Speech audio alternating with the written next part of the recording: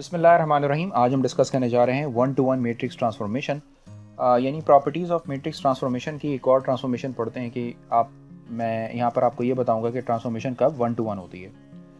लेकिन अगर आपने मेरी प्रीवियस वीडियो नहीं देखी है तो पहले आप मेरी प्रीवियस वीडियो को देख लें, और मेरे तमाम लेक्चर्स को अगर कंटिन्यूशन में अगर आप देखेंगे तो कॉन्सेप्ट को अच्छे तरीके से आप समझ सकेंगे।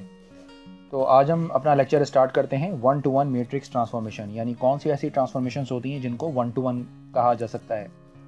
तो एक डेफिनेशन पढ़ते हैं। सपोज कीजिए कि टी ऑफ ए ये रिप्रेजेंट करता है कि ये मैट्रिक्स ट्रांसफॉर्मेशन है from R N to R m is said to be one to one if T of A map distinct vector और points in R n into distinct vectors और point in R m. ज़रा आसान लफ्ज़ों में इसको समझते हैं।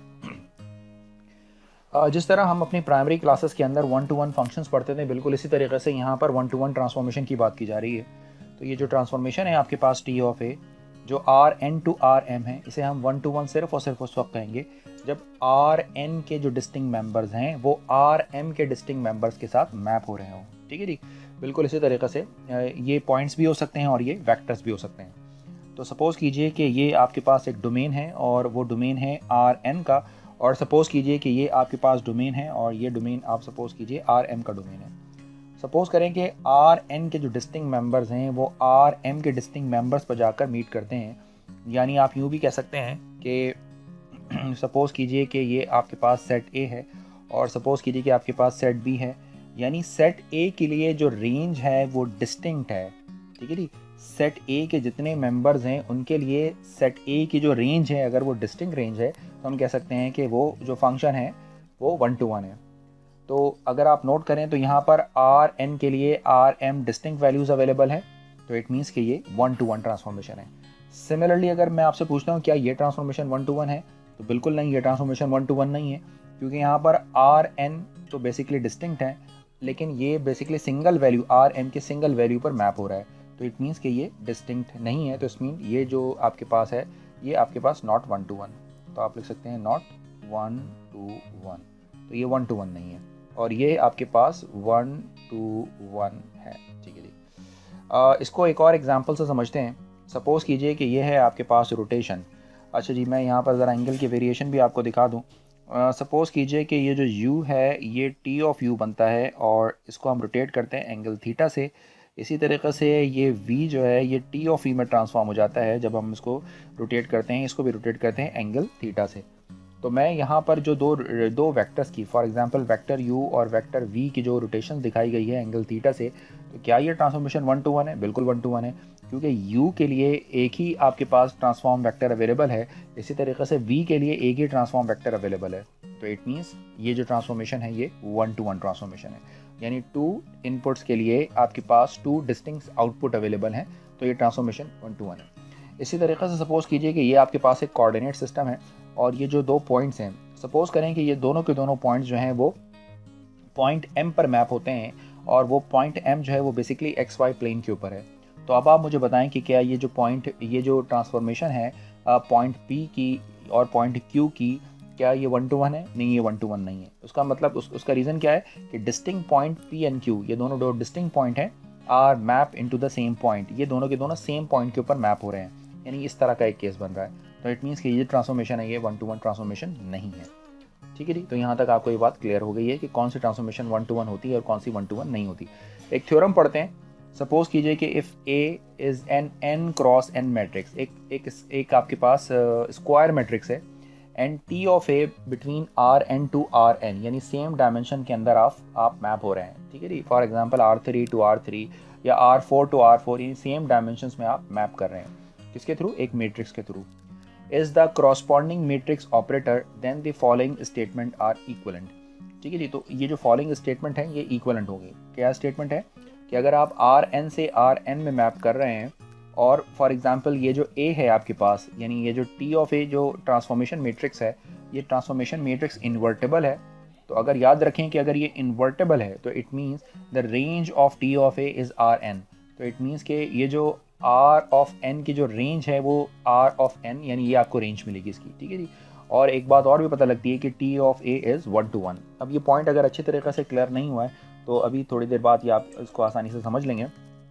इसको बहुत सिंपल वर्ड्स में ये कह सकता हूँ मैं, चले पहले इसको एक दफ़ा और पढ़ लेते हैं कि अगर हमारी ट्रांसफॉर्मेशन जो है वो फॉर एग्जांपल एक वेक्टर ए है और वो जो ए जो है वो for example n cross n की एक मैट्रिक्स है, तो ये जो ट्रांसफॉर्मेशन है ये ट्रांसफॉर्मेशन इस इक्विवेलेंट स्टेटमेंट को सेटिस्फाई करती है। कब सेटिस्फाई करती है कि जब a इज़ इन्वर्टेबल हो। तो अगर a इन्वर्टेबल है तो इट मीन्स ये भी चीज़ क्लियर हो जाएगी कि जो आर एन का जो रेंज है वो बेसिकली आर एन ही होगी, आर एन की रेंज आर एन होगी जो भी। और इसी तरीके से ये जो ट्रांसफॉर्मेशन है ये बेसिकली आपके पास क्या होगा, 1 to 1 भी होगी। अब इसको एक बहुत ही सिंपल से एग्जांपल से समझते हैं तो ये पॉइंट आप अच्छे तरीके से समझ सकेंगे। मिसाल के तौर पर आपके पास एक सिस्टम है W1 is equals to x1 plus x2 और for example W2 is equals to 2x1 minus x2। अगर मैं आपसे पूछता हूँ ये क्या है, तो ये basically system of linear equations है, ठीक है जी। तो ये basically system of linear equation है। अब यहाँ पर अगर आप देखें तो इन लीनियर इक्वेशंस के अंदर यहाँ पर x1 और x2 दो इनपुट हैं और W1 और W2 दो आउटपुट है। तो इट मीन्स कि ये जो ट्रांसफॉर्मेशन है आपके पास, ये जो ट्रांसफॉर्मेशन, इसको मैं डायरेक्ट मैट्रिक्स वाली ट्रांसफॉर्मेशन बना रहा हूँ क्योंकि आप इसको मैट्रिक्स की फॉर्म में अरेंज कर सकते हैं। तो ये बनेगी R2 to R2, ठीक है। और अगर आप इसी चीज़ की मैट्रिक्स लिखना चाहें तो इसकी स्टैंडर्ड मैट्रिक्स भी लिख सकते हैं, यानी जो T ऑफ ए मैट्रिक्स आपके पास वो क्या होगी, 1 1 2 -1, ठीक है जी। ये आपके पास T ऑफ मैट्रिक्स होगी। अब मेरा क्वेश्चन यहाँ पर यह है कि क्या ये ट्रांसफॉर्मेशन 1 to 1 है या नहीं है। बहुत सिंपल वर्ड्स में मैं आपसे ये कह सकता हूँ कि अगर आप इस सिस्टम को सॉल्व करें और इस सिस्टम को सॉल्व यानी W1 और W2 की किसी डिस्टिंक्ट वैल्यूज़ के लिए या फॉर एग्जांपल x1 और x2 की डिस्टिंक्ट वैल्यूज़ के लिए, मान लें कि यहाँ पर मैं आपसे कहता हूँ कि x1 की वैल्यू जो है वो 3 है और x2 की वैल्यू जो है वो 4 है। तो क्या 3 और 4 के लिए हमारे पास दो डिफरेंट W1 और W2 निकलते हैं। तो अगर हमारे पास दो डिफरेंट W1 और W2 निकल आते हैं तो इट मीन्स एक इनपुट के लिए एक आउटपुट एग्जिस्ट कर रहा है। तो इट मीन्स कि ये जो ट्रांसफॉर्मेशन है ये 1 to 1 ट्रांसफॉर्मेशन हो जाएगी।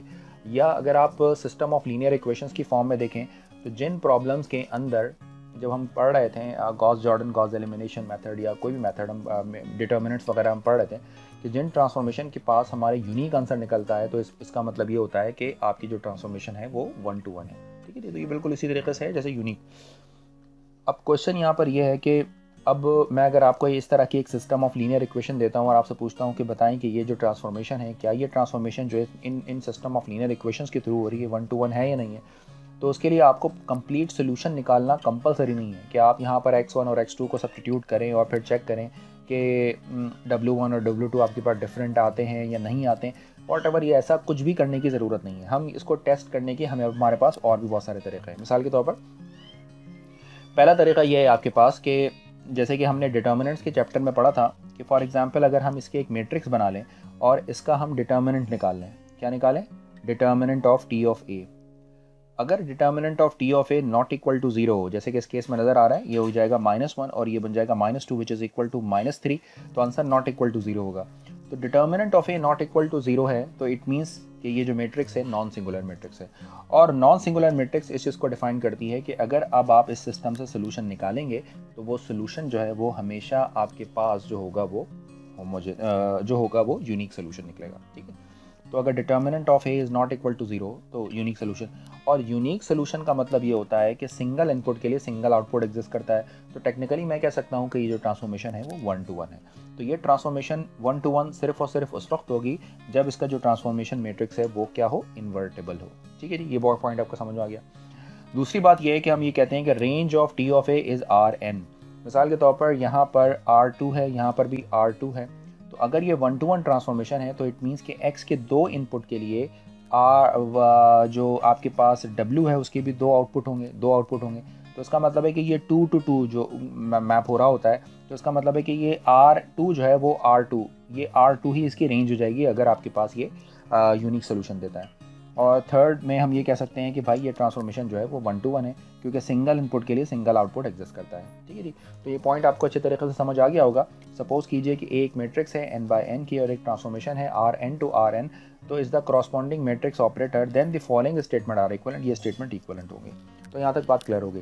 तो शॉर्टकट में अगर आपको बताऊं कि अगर आपने किसी ट्रांसफॉर्मेशन जो basically system of linear equations के थ्रू हो रही हैं और उस ट्रांसफॉर्मेशन में आपने ये ट्राई करना है कि वो 1 to 1 है या नहीं, तो बेसिकली आपने उसकी स्टैंडर्ड मैट्रिक्स बनानी है और उस स्टैंडर्ड मैट्रिक्स को इन्वर्टेबल चेक करना है। अब इन्वर्टेबल चेक करने के लिए आप उसका इन्वर्स निकालना ज़रूरी नहीं है, आप सिंपली डिटर्मिनेंट के थ्रू भी ये मालूम कर सकते हैं कि आप डिटर्मिनेंट नॉट इक्वल टू 0 हो तो इसका मतलब है मैट्रिक्स सिंगुलर है, नॉन सिंगुलर है, और नॉन सिंगुलर मैट्रिक्स इन्वर्टेबल होती है। जैसे कि डिटर्मिनेंट के चैप्टर में सारी बातें मैंने डिटेल के साथ बताई हैं। तो चलें एक एग्जाम्पल पर चलते हैं और समझते हैं कि क्या बात हो रही है। मिसाल के तौर पर मैं रोटेशन को करना चाहता हूँ, ज़रा मैं चेक करना चाहता हूँ, ये प्रॉपर्टी अप्लाई करना चाहता हूँ रोटेशन के ऊपर, properties of a rotation operator, rotation operator, ठीक है। मैं यहाँ पर ये मालूम करना चाह रहा हूँ कि जो मेरे पास ट्रांसफॉर्मेशन है जो basically R N to R N आप कह लें, और अपनी सिंप्लिसिटी के लिए मैं इसे R2 to R2 कह रहा हूँ। तो ठीक है, rotate vector in R2 through an angle theta is 1 to 1। हम यहाँ पर ये ज़रा चेक करने की कोशिश करते हैं कि ये जो अगर हम R2 यानी जो ट्रांसफॉर्मेशन है हमारी कहाँ से R2 to R2 ये जो T of A है आपके पास, मैं ये मालूम करना चाह रहा हूँ कि ये जो ट्रांसफॉर्मेशन है क्या ये ट्रांसफॉर्मेशन 1 to 1 है या नहीं है। ज़रा चेक करते हैं। यानी इसमें हम कर क्या रहे हैं, इसमें हम कर ये रहे हैं बेसिकली रोटेट कर रहे हैं अपने वेक्टर को, रोटेट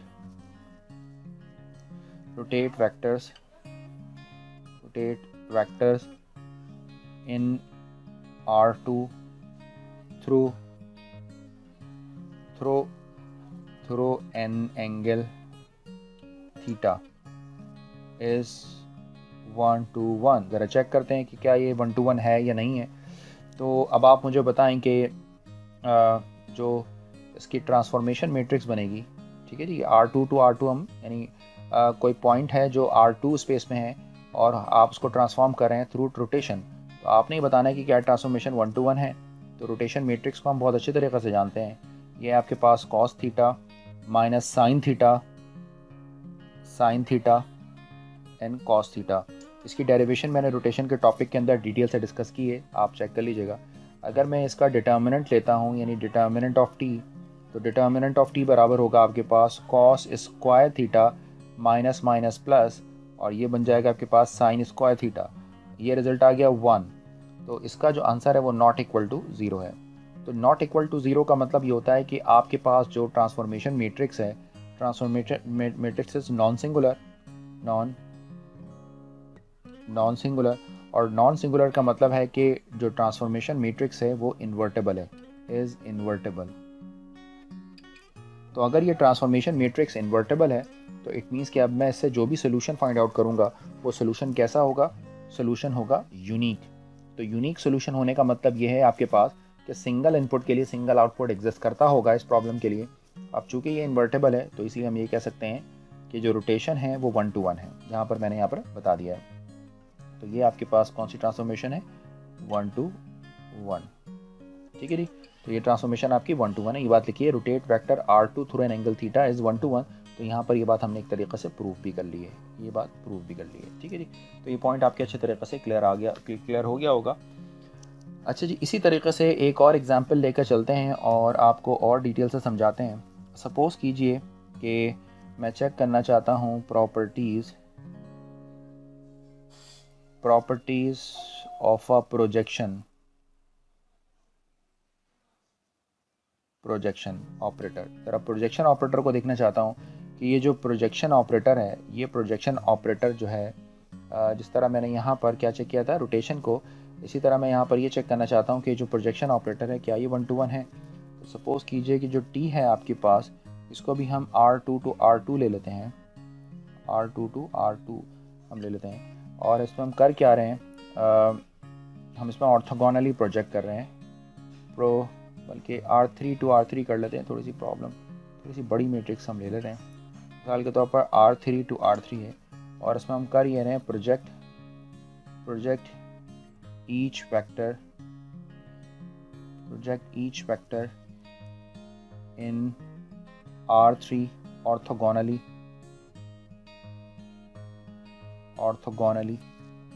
ऑन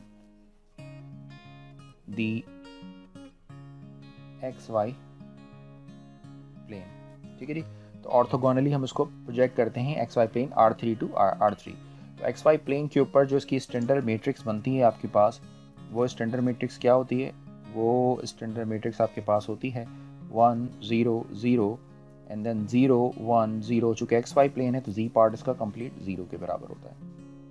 ठीक है, अब मैं अगर आपसे कहता हूँ कि आप इसका डिटर्मिनेंट निकाल लें, डिटर्मिनेंट ऑफ टी, तो डिटर्मिनेंट की हमने प्रॉपर्टी में पढ़ा था कि अगर आपके पास एक कंप्लीट रो 0 हो तो डिटर्मिनेंट का रिजल्ट 0 के इक्वल आता है। तो डिटर्मिनेंट का रिजल्ट 0 के इक्वल आने का मतलब है कि ये जो मैट्रिक्स है आपके पास सिंगुलर मैट्रिक्स है। ठीक है जी, ये मैट्रिक्स क्या है आपके पास? ये मैट्रिक्स आपके पास सिंगुलर मैट्रिक्स है। और ये जो सिंगुलर मैट्रिक्स होती है आपके पास, ये क्या होती है? ये नॉन इन्वर्टेबल होती है, नॉन इन्वर्टेबल। तो अगर ये नॉन इन्वर्टेबल है तो इट मीन्स कि ये जो ट्रांसफॉर्मेशन है ये 1 to 1 नहीं है। This transformation is not 1 to 1। तो यह ट्रांसफॉर्मेशन 1 to 1 नहीं है। तो 1 to 1 ट्रांसफॉर्मेशन ना होने का मतलब ये है कि यहाँ पर जितने इनपुट हैं उनके लिए आपके पास डिस्टिंक्ट आउटपुट अवेलेबल नहीं है। तो ये ट्रांसफॉर्मेशन 1 to 1 नहीं है। ठीक है जी। तो 1 to 1 चेक करने का सबसे सिंपल तरीका ये है कि जो भी उसकी स्टैंडर्ड मैट्रिक्स होगी उसका आप डिटर्मिनेंट लेकर चेक करेंगे कि वो ट्रांसफॉर्मेशन 1 to 1 है या नहीं है। ठीक है जी, ये एक बहुत इंपॉर्टेंट पॉइंट हमने डिस्कस किया। एक और बात हम डिस्कस करने जा रहे हैं, inverse of a 1 to 1 matrix operator. Heading डालते हैं फिर समझते हैं। Inverse of a 1 to 1 matrix operator. ठीक है जी, एक और बहुत इंपॉर्टेंट पॉइंट डिस्कस करने जा रहे हैं। यहाँ पर हम क्या देखने जा रहे हैं? हम ये देखने जा रहे हैं inverse of a 1 to 1 matrix operator. तो जो आपके पास 1 to 1 मैट्रिक्स ऑपरेटर है, अगर हम उसका इन्वर्स लेते हैं तो उससे हमें क्या मिलता है? ठीक है जी, मिसाल के तौर पर अभी हमने सिर्फ ये बताया था कि ऑपरेटर 1 to 1 है। ठीक है जी, तो ऑपरेटर 1 to 1 का मतलब वो इन्वर्टेबल होना चाहिए, सिर्फ ये हमने डिस्कस किया। बट अगर हम उसका इन्वर्स निकालते हैं तो हमें क्या मिलता है यहाँ पर? तो इसको इस तरह समझते हैं। पहले हम ज़रा एक अपना एक्सेस ड्रॉ कर लें ताकि इसको ज़रा ग्राफिकली भी समझने में मदद हो जाए आपको। कि ये सपोज़ कीजिए कि मेरे पास हो गए एक्स एक्सेस और ये सपोज़ कीजिए आपके पास है वाई एक्सेस। ठीक है जी, और सपोज़ कीजिए कि ये है आपके पास एक्स और ये है आपके पास डब्ल्यू। तो इनिशियली आप क्या कर रहे हैं कि इनिशियली आप जो है वो एक्स को जो है वो मैप करते हैं डब्ल्यू के लिए। तो यहाँ पर आप क्या करते हैं? यहाँ पर एक टी के थ्रू मैप करते हैं। ये क्या करता है? आपको मैप करता है एक्स टू डब्ल्यू। ठीक है जी। अब अगर हम इसका इन्वर्स निकालते हैं तो टेक्निकली ये इन्वर्स क्या रिप्रेजेंट कर रहा होता है? इन्वर्स ये रिप्रेजेंट करता है, अच्छा इसके लिए ज़रूरी है कि ट्रांसफॉर्मेशन 1 to 1 हो। तो 1 to 1 ट्रांसफॉर्मेशन तो होना कंपलसरी हो गया, क्योंकि बेसिकली जब ट्रांसफॉर्मेशन 1 to 1 होती है तभी तो वो इन्वर्टेबल होती है। अब हम पहले तो हमने सिर्फ 1 to 1 टेस्ट किया था, बट अब अगर हम इन्वर्स की बात करते हैं तो ये जो W से अगर आप X पर वापस आना चाहेंगे तो इसके लिए ज़रूरी है कि ये TA इन्वर्स हो जाएगा आपके पास। ये आपको क्या बताता है? ये मैप करता है W to X। ठीक है जी, तो इसका मतलब ये है कि अगर ये 1 to 1 ट्रांसफॉर्मेशन है X to W तो इट मीन्स TA जो है वो इन्वर्टेबल होगा। अब अगर आप उसका इन्वर्स निकाल लेते हैं तो इन्वर्स निकालने के बाद अगर W कोऑर्डिनेट को अगर उसके इन्वर्स से मल्टीप्लाई करते हैं तो वापस आपको X कोऑर्डिनेट मिल जाएंगे। ठीक है जी, तो ये मैप होता है W to X। ठीक है, उम्मीद है कि ये पॉइंट आपको समझ आ गया होगा। तो इन्वर्स का फ़ायदा ये है कि अगर ट्रांसफॉर्मेशन आपके पास 1 to 1 है तो इन्वर्स निकालकर आप ओरिजिनल पॉइंट पर वापस पहुंच सकते हो। सपोज़ कीजिए कि ये बात मैं लिख रहा हूँ कि इफ़ टी ऑफ ए जो है वो आपको कहते हैं कि वो आर एन से आर एन वाली ट्रांसफॉर्मेशन है, और ये जो ट्रांसफॉर्मेशन है ये आपके पास कौन सी है? 1 to 1 है। ठीक है, यानी 1 to 1 मैट्रिक ऑपरेटर है। तो जब आप इसका टी ए और इन्वर्स फाइंड आउट करते हैं तो टेक्निकली आप क्या कर रहे होते हैं? ये भी आपको मैप करके देता है। ये मैं कॉलम लगाना भूल जाता हूँ, ये कॉलम हो गया, राइट। तो ये भी आपको बताता है क्या? R N to R n ही बताता है, लेकिन ये बेसिकली डिफरेंट डायरेक्शन हो जाती है। ये एक्स टू डब्ल्यू होता है तो ये डब्ल्यू टू एक्स बन जाता है। ठीक है जी, इसे हम क्या कहते हैं? इसे हम कहते हैं इन्वर्स ऑपरेटर। Inverse operator. और ये इन्वर्स ऑपरेटर, जैसे ही आप इन्वर्स ऑपरेटर की बात करेंगे तो आपको फ़ौरन समझ जाना चाहिए कि जो ट्रांसफॉर्मेशन है ये ट्रांसफॉर्मेशन 1 to 1 है आपके पास। ठीक है जी, तो यहाँ पर हुआ क्या है, यहाँ पर हुआ एक तरह से देखा जाए तो कंपोजिट भी हो रहा है यहाँ पर कि टी जो है वो डब्ल्यू पे चला गया, यानी टी को आपने ट्रांसफॉर्म कर लिया तो टी डब्ल्यू पर चला गया और जो डब्ल्यू जो है वो वापस आपके पास एक्स के ऊपर आ गया है। तो आप इसको जो है ना वो यूँ भी लिख सकते हैं कि ये जो टी ऑफ ए है, ये टी ऑफ ए को आपने T inverse of A of x के साथ अगर आप इसको कंपोजिट करते हैं तो उसका क्या रिजल्ट आएगा, टी ऑफ ए का आंसर मैट्रिक्स ए हो जाएगा और टी इनवर्स का मैट्रिक्स ए इनवर्स हो जाएगा। ये एक्स एज इट इज़ होगा, ए और ए इनवर्स बराबर होता है आई के और ये हो जाएगा एक्स एज इट इज़ रहेगा, तो ये सिंपली एक्स के इक्वल हो जाएगा। ठीक है जी। इसी तरीके से अगर मैं लिखना चाहूँ कि टी इनवर्स एंड टी, यानी आपने क्या करा है यहाँ पर दो ट्रांसफॉर्मेशन को, यानी ओरिजिनल ट्रांसफॉर्मेशन और उसकी इन्वर्स को अगर आप कंपोजिट कर लें तो आपके पास जो रिज़ल्ट आएगा वो ये रिज़ल्ट होगा जो मैंने अभी यहाँ पर लिखा है। ठीक है जी, सिंपली ये तो कोई ऐसी मुश्किल बात भी नहीं है। और इन केस अगर पॉइंट क्लियर ना हो तो आप वीडियो को रिवाइंड करके ज़रा दोबारा देखें तो आपको ये बात समझ आ जाएगी। और इक्वलेंटली हम इसको इस तरह भी ले सकते हैं कि अगर एक ट्रांसफॉर्मेशन टी ए और उसको कंपोजिट लेते हैं टी इनवर्स के साथ, ठीक है जी, ट्रांसफॉर्मेशन कौन सी, ये है आपके पास ट्रांसफॉर्मेशन ए टी है और आप इसको कंपोज करते हैं इसकी कंपोजिट से टी इनवर्स के साथ कंपोजिट करते हैं, तो इसको आप ऐसे भी लिख सकते हैं टी इनवर्स, या लिखने के कई सारे तरीक़े हैं, टी ऑफ ए इनवर्स भी आप इसको लिख सकते हैं और सिंपली टी ऑफ आई से भी रिप्रेजेंट कर सकते हैं। सिमिलरली आप इसको रिवर्स कर भी लिख सकते हैं, यानी आप इसको लिख सकते हैं T of A inverse circle T of A, ये बराबर होगा T of A inverse A, यानी ये बराबर होगा टी ऑफ आइडेंटिटी के। मेरा ख्याल है आप मेरा पॉइंट समझ गए हैं। बस ये सारे नोटेशनल मैटर्स हैं और कुछ भी नहीं है। अगर आप नोट करें तो यहाँ पर ये बेसिकली ट्रांसफॉर्मेशन कंपोजिट ही बन रही है। ठीक है जी, तो आप क्या कर रहे हैं, inverse of 1 to 1 matrix operator यहाँ पर लगा रहे हैं, यानी आप ए से बी पर जा रहे हैं फिर बी से ए पर जा रहे हैं, तो इसका मतलब है कि ये ट्रांसफॉर्मेशन आपस में कंपोजिट ही हो रही हैं। ठीक है जी, तो यही चीज़ आपको यहाँ पर बताई जा रही है कि इसको आप ऐसे भी लिख सकते हैं कि टी ऑफ, अगर ए इन्वर्स कहीं लिखा है तो इसका मतलब टी इन्वर्स ऑफ ए, ऐसे भी लिख सकते हैं इसको। और आप अगर कुछ बुक्स देखेंगे तो उन्होंने T inverse matrix is equals to T, ऐसे भी इसको लिख सकते हैं। तो ये कई सारे तरीक़े हैं हमारे पास इस चीज़ को एक्सप्लेन करने के लिए। ठीक है, तो उम्मीद है कि आपको ये बात समझ आ गई। तो शॉर्टकट में अगर मैं आपको बताऊं कि अगर आपने इन्वर्स को डिटर्मिनेंट के थ्रू ट्राई किया तो आपने ये चीज़ क्लियर कर ली कि मैट्रिक्स 1 to 1 है। अब अगर ये 1 to 1 है तो हम वापस इन्वर्स ट्रांसफॉर्मेशन अप्लाई कर सकते हैं ओरिजिनल पॉइंट तक अप्रोच करने के लिए। तो उसके लिए हमने उस मैट्रिक्स का इन्वर्स को फाइंड आउट करना होगा। ठीक है जी। अब मिसाल के तौर पर एक और एग्जांपल अगर आप देखिए, अगर मैं आपसे कहता हूँ कि standard matrix for T inverse के लिए क्या होगी, और जबकि जो टी है आपके पास ये है R2 to R2 में मैप कर रहे हैं इसको हम, और ये है आपके पास rotation through the angle theta. तो इसका मतलब है कि इसकी जो टी मैट्रिक्स होगी वो टी मैट्रिक्स किसके इक्वल होगी, टी मैट्रिक्स इक्वल होगी cos theta minus sine theta and cos theta. और इसकी अगर आपने T inverse matrix find out करनी है तो टी इन्वर्स मैट्रिक्स का मतलब होगा टी इन्वर्स अगर आपने निकालना है तो सिंपली आपने क्या करना होगा, आपने करना सिर्फ और सिर्फ ये होगा कि ये जो आपके पास थीटा है इस थीटा को आप माइनस थीटा से रिप्लेस कर दें, तो ये बनेगा कॉस ऑफ माइनस थीटा। ठीक है, यानी आप अगर क्लॉकवाइज जा रहे हैं तो काउंटर क्लॉकवाइज आप रोटेशन करेंगे तो वापस अपने ओरिजिनल वेक्टर की तरफ आप पहुंच जाएंगे। ये आपके पास इक्वल होगा साइन माइनस थीटा और ये आपके पास इक्वल होगा कॉस माइनस थीटा। ठीक है जी, तो इस तरीके से टी इनवर्स आप निकाल सकते हैं।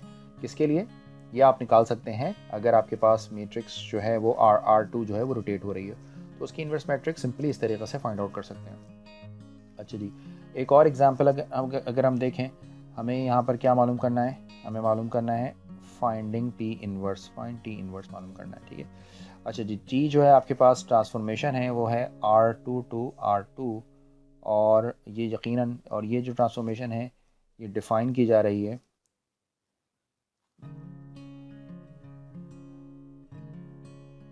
डिफाइंड बाय द इक्वेशंस,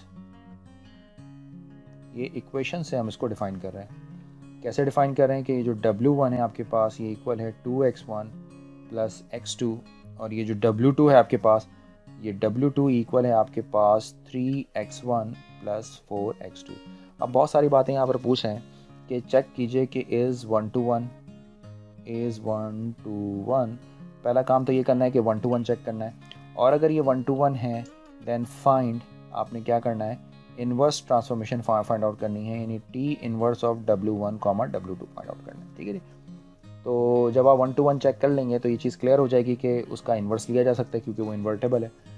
तो अब आपने क्या करना है, सबसे पहला काम तो ये कीजिए कि इसको आप चेंज कर लीजिए। ये मैं यहाँ पर जी W1 W2 आपने जो है इसको मैट्रिक्स की फॉर्म में लिख लिया है। ये आ जाएगा 2 1 3 एंड 4, और ये बन जाएगा आपके पास x1 एंड x2। ठीक है जी। तो अब आपने इस इक्वेशन को मैट्रिक्स की फॉर्म में चेंज कर लिया है। अब आप मुझे बताएं कि इसकी जो स्टैंडर्ड मैट्रिक्स है वो क्या होगी। तो इसकी स्टैंडर्ड मैट्रिक्स हमें पता है, इसकी स्टैंडर्ड मैट्रिक्स बनेगी आपके पास 2 1 3 एंड 4। अब आप ज़रा जल्दी से इसका डिटर्मिनेंट ले लें और चेक कीजिए कि क्या रिजल्ट आता है। तो अगर हम डिटर्मिनेंट ऑफ ए निकालते हैं इसका आंसर, ये बनेगा 8 minus 3 which is equal to 5 which is not equal to 0। It means कि ये जो मैट्रिक्स है आपके पास, ये कौन सी मैट्रिक्स है, ये मैट्रिक्स नॉन सिंगुलर मैट्रिक्स है, नॉन सिंगुलर मैट्रिक्स। और अगर ये मैट्रिक्स नॉन सिंगुलर है तो इट मीन्स कि ये जो टी इनवर्स जो है ये पॉसिबल है, टी इनवर्स पॉसिबल। तो ये मैट्रिक्स इन्वर्टेबल भी है। तो अब अगर ये इन्वर्टेबल है तो इसकी इन्वर्स ट्रांसफॉर्मेशन निकालने के लिए पहला काम तो इसका इन्वर्स निकालते हैं। तो इन्वर्स निकालना मैंने आपको डिटेल से बताया था, मैं यहाँ पर तो नहीं बता रहा हूँ आपको। तो यहाँ पर आपने करना ये होता है कि इनकी तो प्लेसेस चेंज करनी होती है और इनकी साइन तब्दील करनी होती है। ठीक है जी। ये तो हो गया, साइन बदल दिया आपने, सॉरी यहाँ पर आपने इसकी साइन बदल दी, और आपने करना ही होता है कि उसको a मॉड से डिवाइड कर देना होता है। तो a मॉड है 5, तो 5 से आप ओवरऑल इसको डिवाइड कर दें। अब चूँकि ये 2/2 का इन्वर्स लेना है तो मैं पहले से बता चुका हूँ, तो मैं वापस नहीं बता रहा हूँ। तो ये बेसिकली आपके पास इन्वर्स आ गई। अब आपसे क्वेश्चन में ये कहते हैं कि आपने इसकी इन्वर्स ट्रांसफॉर्मेशन फाइंड आउट करनी है। तो इन्वर्स ट्रांसफॉर्मेशन किसकी निकालनी है, ये टी इन्वर्स आपने लिखा मैट्रिक्स के अंदर, ये टी इन्वर्स आपने अप्लाई कर दिया किसके ऊपर, W1, W2 पर अप्लाई कर दिया। तो टी इन्वर्स है आपके पास, ये इन्वर्स है आपके पास 4/5 माइनस 1/5 माइनस 3/5 एंड 2/5, और ये जो इन्वर्स है ये इन्वर्स आपने अप्लाई कर दिया है किस पर, W1, W2 पर। तो जब आप इसको सिंप्लीफाई करेंगे तो आपके पास जो इन्वर्स ट्रांसफॉर्मेशन बनकर आएगी T inverse of W1, W2 क्या बन जाएगी, इसको थोड़ा सिंप्लीफाई कर लीजिए। सिंप्लीफाई करेंगे यानी तो ये बन जाएगा आपके पास 4/5 W1 minus 1/5 W2 minus 3/5 W1 and plus 2/5 W2। तो ये आपके पास बन जाएगी एक इन्वर्स ट्रांसफॉर्मेशन। यानी इसका क्या मतलब है, इसका मतलब ये है कि प्रॉब्लम के अंदर जब आप यहाँ पर इंडिपेंडेंट x की वैल्यू डालते हैं तो आपको एक y मिल जाता है, यानी W1 और W2 मिल जाता है, राइट। अब अगर आप यहाँ पर W1 और W2 की वैल्यू इनपुट करेंगे तो आपको वापस जो है वो x1 और x2 की वैल्यू मिल जाएंगी, यानी ये तमाम वैल्यू x1 होगी और ये तमाम वैल्यू x2। अगर आप चाहें तो अपने तौर पर चेक कर लीजिएगा। एक एग्जांपल आपके लिए छोड़ता हूँ। सपोज़ कीजिए कि आप x1 की वैल्यू 3 ले लीजिए और x2 की वैल्यू जो है वो 2 असाइन कर लीजिए, और फिर आप मुझे ये बताइए कि W1 क्या होगा और W2 क्या होगा, एंड देन फिर इस W1 और W2 के लिए इस ट्रांसफॉर्मेशन को आप यूज़ कीजिए और वापस कैलकुलेट करके दिखाइए कि इसका आंसर 2 और 3 के बराबर होगा। तो ये बहुत सिंपल सा वर्क है, इसीलिए मैं आपको दे रहा हूँ यहाँ पर। तो पहला स्टेप में आप इसको यहाँ पर पुट कर दीजिएगा 2 और 3, सिंप्लीफाई कीजिएगा तो W1 W2 की कुछ वैल्यूज़, 2 वैल्यूज़ निकल आएंगी, और उन W1 W2 को यहाँ पर आप सब्स्टिट्यूट कर दीजिएगा और इसको सिंप्लीफाई कीजिएगा तो वापस 3 और 2 आना चाहिए।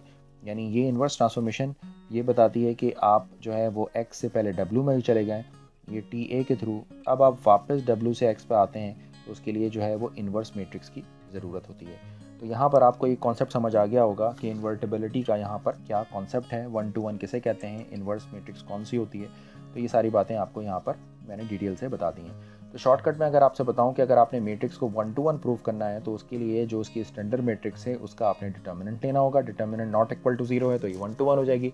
और अगर आपने इन्वर्स ट्रांसफॉर्मेशन निकालनी है तो आपने उस मैट्रिक्स का इन्वर्स फाइंड आउट करना होगा। इसका तरीका हमने फर्स्ट 2 चैप्टर्स यानी सिस्टम ऑफ लीनियर इक्वेशंस के चैप्टर और डिटर्मिनेंट में डिस्कस कर चुके हैं। तो आप इन्वर्स निकाल लीजिएगा, उसके अंदर W1 W2 को इनपुट कर दीजिएगा तो आपके पास रिजल्टेंट वही x1 और x2 वाली वैल्यूज़ निकल कर आ जाएंगी। तो उम्मीद है कि आपको आज का लेक्चर जो है वो अच्छे तरीके से समझ आ गया होगा। इन केस अगर फिर भी कोई पॉइंट क्लियर ना हो तो मुझसे ज़रूर डिस्कस कीजिए और लाइक करें, अपने कमेंट्स करें, शेयर करें। Thanks for watching this video. अल्लाह हाफ़िज़।